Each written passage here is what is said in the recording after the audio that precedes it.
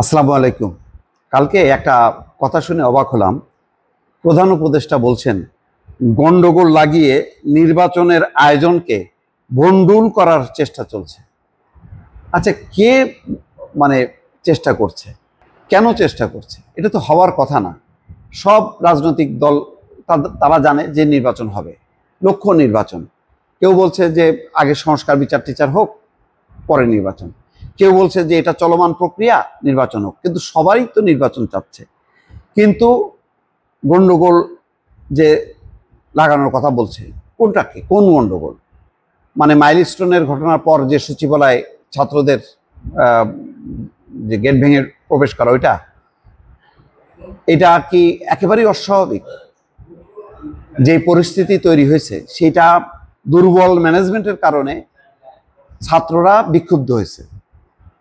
এটাকে পরিকল্পিত একটা ষড়যন্ত্র যদি বলা হয়, তাহলে তো সেই শেখ হাসিনা যেমন 15 বছর ধরে সবসময় ষড়যন্ত্র তত্ত্বর কথা বলতো, কিছু হলেই জামাত বিএনপি, তা আমরা কি আবার সেই লাইনে চলে গেলাম?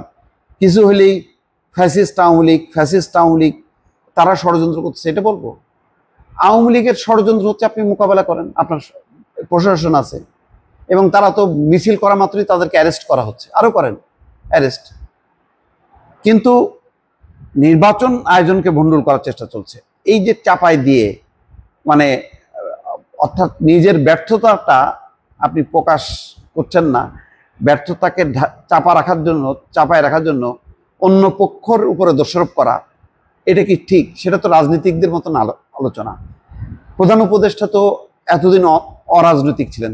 আমি তো দেখি নাই যে উনি বক্তৃতা দিতে বসলেই, যেমন শেখ হাসিনা বক্তব্য দিত, জামাত বিএনপি সব মানে বক্তব্যের মধ্যে জামাত বিএনপি থাকবেই। আমরা প্রধান উপদেষ্টার বক্তব্যে তেমন দেখতাম না, এবং অন্য উপদেষ্টারাও বলতেন না। এটাই হচ্ছে শালীন রাজনীতি, উচ্চ সাংস্কৃতিক মানের যে রাজনীতির কথা আমরা বলি, এটা হচ্ছে সেরকমই। কিন্তু এখন হঠাৎ করে তিনি এই লাইনে গেলেন কেন? তাহলে পরিস্থিতি কি এমনই হলো যে যেহেতু নির্বাচন সামনে, সরকারের কেউ কেউ হয়তো চান না যে নির্বাচন হোক, সুতরাং এমন কিছু পরিস্থিতি মানে উদ্ভব হওয়া বা করানো, তার উপর ভর করে নির্বাচন ভণ্ডুল করার চেষ্টা হচ্ছে।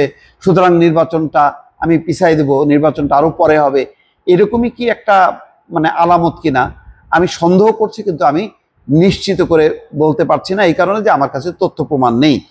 কিন্তু এই আলামতগুলো ভালো না। এগুলো হচ্ছে অনেক চর্চা হয়েছে বিগত সময়ে, মানে সুষ্ঠু নির্বাচনের বদলে মানে ফ্যাসিবাদ প্রতিষ্ঠার জন্য যে সারাক্ষণ ওই ষড়যন্ত্র তত্ত্বকে আনা হতো, এখন মনে হচ্ছে সেই ষড়যন্ত্র তত্ত্ব আবার নতুন করে ফিরে আসলো নতুন রূপে। তো মানুষকে কি এত বোকা বানানো যাবে? এখন হ্যাঁ, সরকারের এখন একটা বড় মানে উপাদান হচ্ছে জামাত, এনসিপি। তারা ওই সংস্কার বিচার এই সমস্ত কথা বলে তারা বলছে যে এগুলি আগে হোক, তারপরে নির্বাচন। আর বিএনপি বলছে যে এগুলি চলমান প্রক্রিয়া, বিচার সংস্কার চলবে, নির্বাচনটা হওয়া দরকার, নির্বাচিত সরকার আসলে সব সমস্যার সমাধান হবে। তো এখন প্রধান উপদেষ্টা কোন লাইনে যাবেন? ওই যে যারা বলছে যে আগে সংস্কার হবে, বিচার হবে, তারপরে নির্বাচন, সেই লাইনে যদি যায়, তাহলে এই ধরনের মাইলস্টোনের মতন ঘটনাগুলো কিন্তু ঘটতে থাকবে বা ঘটানো হবে, এবং তখন দোষারোপ করা হবে ওই আওয়ামী লীগ ফ্যাসিস্ট, তারা ষড়যন্ত্র করতেছে, তারা এই সরকারকে পতন ঘটাতে চাচ্ছে, তারা গন্ডগোল বাজাচ্ছে, তারা গণতন্ত্র চায় না, এই সমস্ত কথা বলে প্রলম্বিত হবে। কিন্তু সংকটের কিন্তু সমাধান হবে না, বরং আরো জটিল হবে। আমার কাছে এই কারণে এখন যে অবস্থা, যেমন বলছে পতিত শক্তি গন্ডগোল লাগিয়ে নির্বাচন আয়োজনকে ভণ্ডুল করার অপচেষ্টা করছে, পতিত সরকারের ওই অবস্থা নেই। ওই ছিটে ফোটা যেগুলি হচ্ছে, এগুলি কোনো মানে বিষয়ই না, এগুলি কোনো শক্তি না। তাদের মূল শক্তি শেষ। তারা মূল শক্তি এখন কলকাতায়, না হয় দিল্লিতে, না হয় দেশের বাইরে। আর দেশে যেগুলি আছে সেগুলো হলো ছিটে ফোটা। কিন্তু এটা সত্য, যদি সরকার ব্যর্থ হয়, তাহলে আওয়ামী লীগের পক্ষে জনসমর্থন বাড়তে থাকবে।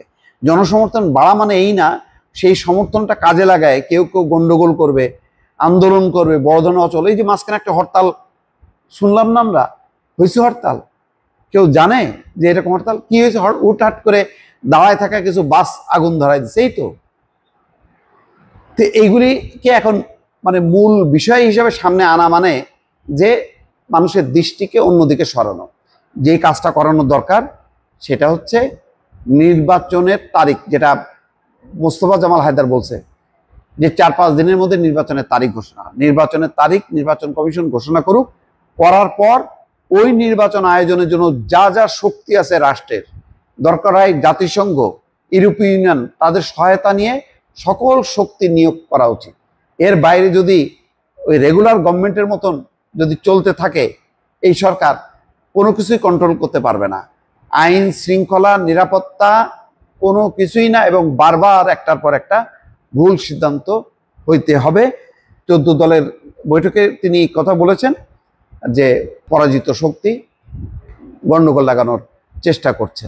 তো সুতরাং এখন যেটা মির্জা ফখরুল ইসলাম আলমগীর বলছেন যে প্রধান প্রধান রাজনীতিকদের সাথে ঘন ঘন বৈঠক করেন। আমরা জানি যে বাংলাদেশের কিছু প্রধান দল আছে, আর কিছু দল না থাকলেও ব্যক্তি আছে, তারা ম্যাটার করে, কথা বলেন তাদের সাথে। মাহমুদুর রহমান মান্নার সাথে কথা বলেন, আসম আব্দুর রবের সাথে কথা বলেন, যারা একা হলেও লড়াই করে গেছে, জুনায়েদ সাকির সাথে কথা বলেন, নুরুল হক নূরের সাথে কথা বলেন, তারপরে এবি পার্টির নেতাদের সাথে কথা বলেন। এটা দরকার।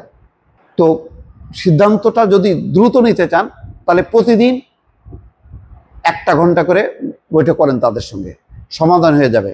সবাই চায় যে দেশটা সুন্দরভাবে চলুক। দর্শক ভালো থাকবেন, আল্লাহ হাফেজ।